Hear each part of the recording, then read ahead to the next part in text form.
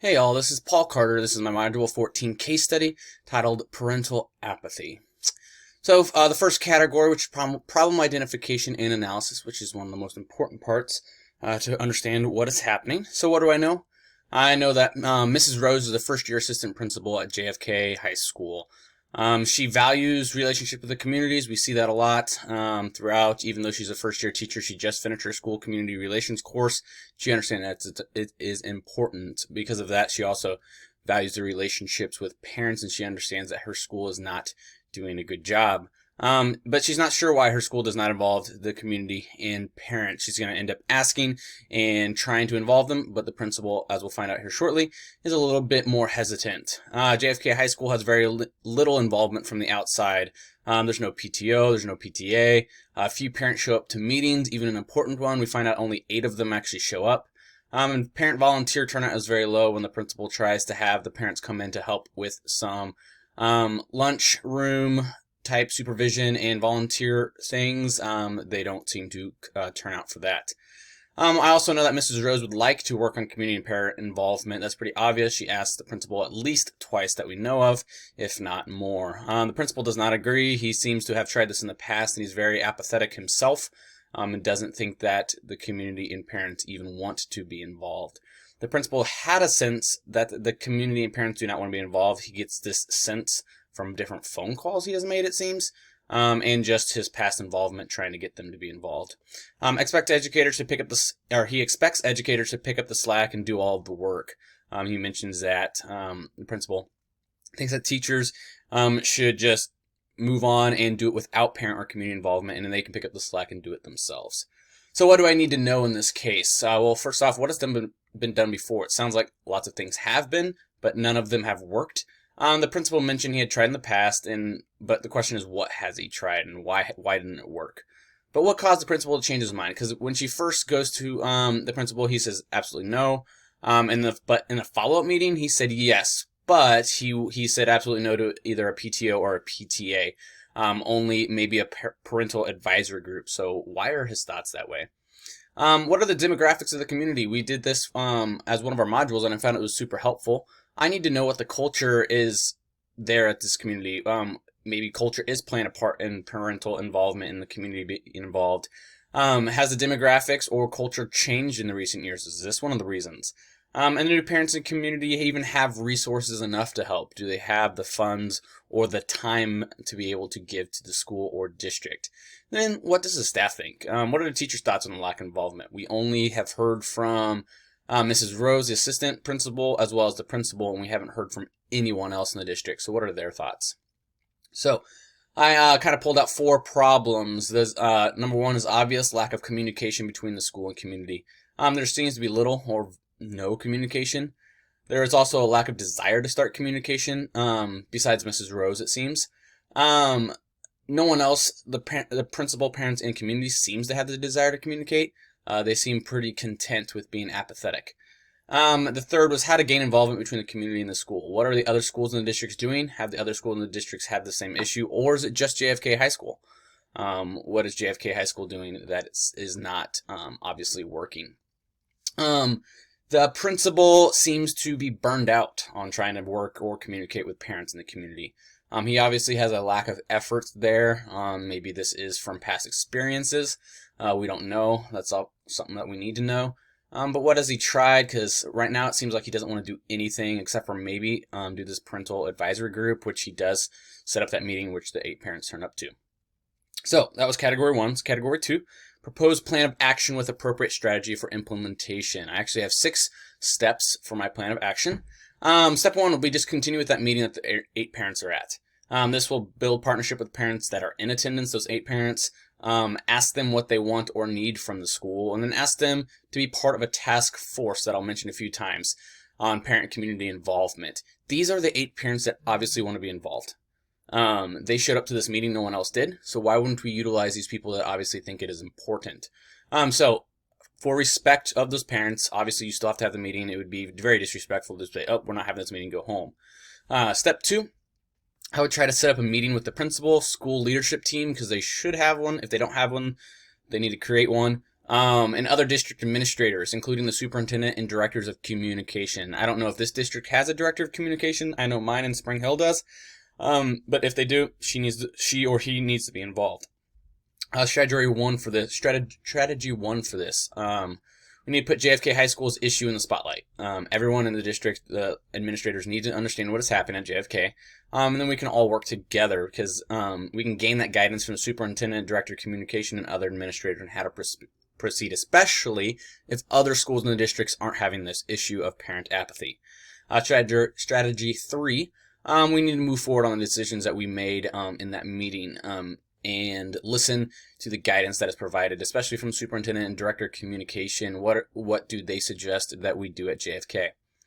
Step 3, explore and research demographics and survey the community. I talked about that a little bit earlier. We need to find out who the community even is. Send out a survey to the parents and the community members, and then take that data from the survey and meet with the task force, those 8 parents that showed up that are very involved. Be like, this is the community that we all live in. This is how we need to meet the needs of both parties, the school district as well as the community. And so take that data that we get from the survey and meet with that task force. And then step 4, we need to use social media to communicate to the community that is their school, and I underlined there. Right now, the community definitely doesn't feel like they have ownership of the school, and they should. At least a buy-in to it. So we need to convince the community it is their school. We can use social media apps to show the community the importance of the school and the school district, and hopefully this will start adding some interest, and then we can continue involving as many community members and parents in everyday life by showing them through social media what we're doing in our school. And then we need to take our school into the community for step 5. We can do this through community work projects, community nights, either at a sporting event or just a individual made community group. We need to create business partnerships. What businesses are around that we could partner with that can either provide snacks for like testing, or we could even, I'll talk about, we can do some internships later and send some of our high school students out into the community.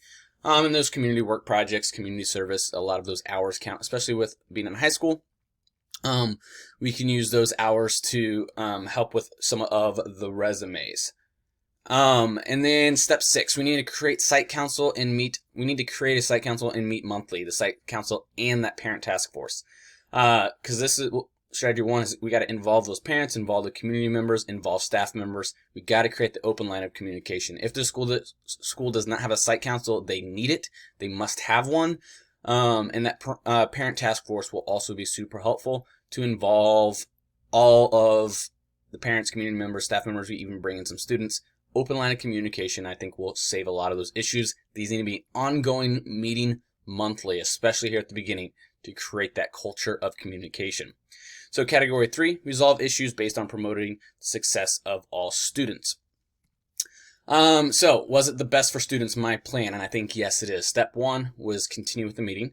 How is the step best for students? Well, it shows respect to those parents that were there, shows effort. A lot of this is we just got to show some effort in doing what is best for students, and then we let parents help make that decision, especially with creating that parent task force. And then that step 2, the meeting. How is this best for students? Well, this is just collaboration. Everyone, including the principal and Mrs. Rose, is on the same page, and I feel like that is a lot of the issue we have, is no one is on the same page. We got to get, especially the principal and assistant principal, on that same page. Understanding that communication is incredibly important. Step 3. How is that best for students? Well, it helps to understand the community, respect the culture, and respect the community's wants or needs, and we won't have those unless we research the demographics and survey that community. Step 4, how is that best for students? Well, it gives ownership, it brags on students' achievement, and shows effort on the relationship. Just something as simple as using like Twitter or Facebook. Our school needs to do that. Step 5, take the school into the community. Well, this helps create a family atmosphere, it gets students involved, and as I mentioned before, those community service hours are important. And then step 6, create a site council and meet monthly, that site council and parent task force. How's this best for students? Well, better decisions are made and more opportunities for the students in the community if we create these 2 groups. So category 4. What was I thinking, feeling, and valuing? Well, I was thinking, why is the principal so against parent and community involvement? There must be a reason that parents in the community are so apathetic, and what are some things at my current school Does it involve the community? So what does Spring Hill itself do? Can I take any of those ideas from my past experiences and involve them into this new school, my new school of JFK? I was feeling frustrated for Mrs. Rose. It's a tough situation being in year one to have to try to do this. But I am grateful that at least a few parents came to the meeting. At least you have 8 parents. You can start with this parent task force. So they do have some. I'm very optimistic that, especially if my plan of action is followed, I think this issue could definitely be improved. I was valuing the school and community relations. This whole course is about this, but I was valuing that relationship in between them. Right now, it's bad. We need to improve that. Parent involvement, which is best for students. We can see that with different test scores and different data that is out there, as well as my personal participative and democratic leadership style. I valued that, and I feel like that is a great leadership style to use, especially in this situation. So what are some unresolved issues? Is the principal even going to be on board with these changes? And then will the survey results even provide useful data? Sometimes surveys don't provide anything useful.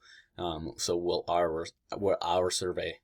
Will all of this help, or will the parents in the community continue to be apathetic? Will my action plan even work? So component 1 here is, well, how did you as the building level administrator collaborate with families and community members to contribute to the school's success? Well, continued with that parent meeting, created respect, created that parent task force and the site council. We surveyed community members and parents, see what is important to their student or students. We promoted those school events using the social media, and we tied the community to their school, and we tried to get them to take a little bit of ownership. So that is how we collaborated with the families and community members. So component 2, how did you as the building level administrator respond to the diverse interests and needs of the community? Well, on an ongoing basis, well, there's monthly meetings for that parent task force and site council. We valued that survey data. We can send out more surveys as we need to. We have those community nights, probably either semester-wise or even quarterly. Parent involvement, try to continuously get them involved. And then we have to create a more positive culture so people are more apt to being involved. Component 3, which is how did you as the building level administrator mobilize community resources to address and help solve problems in a way that supports the school? Well, we involved community members through surveys, community nights, and site council. We established community partnerships through some of the local businesses and some internships. Hopefully we can get some of our students having. Then we use that parent task force, those 8 parents, to really see what we need to do to engage all those hundreds of other parents. How can we get them involved? So I feel like I'm using those resources that the community has to help solve the problems that we have, which is right now is just communication between each other.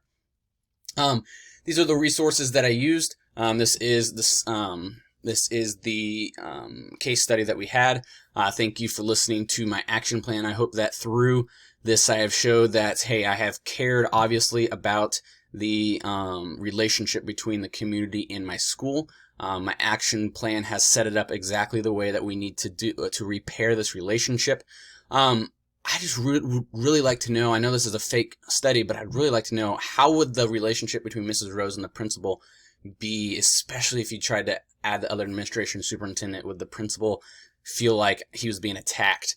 I would love to be able to see how this turned out, especially if my action plan works. So I hope that someday, well, I hope someday this doesn't happen to me, but if it did, I would love to be able to see how an action plan like mine worked or did not work. So I'm very excited to see and be in situations like this to be able to see, hey, do my ideas work? Do what I have learned in this course apply well to what I need to learn?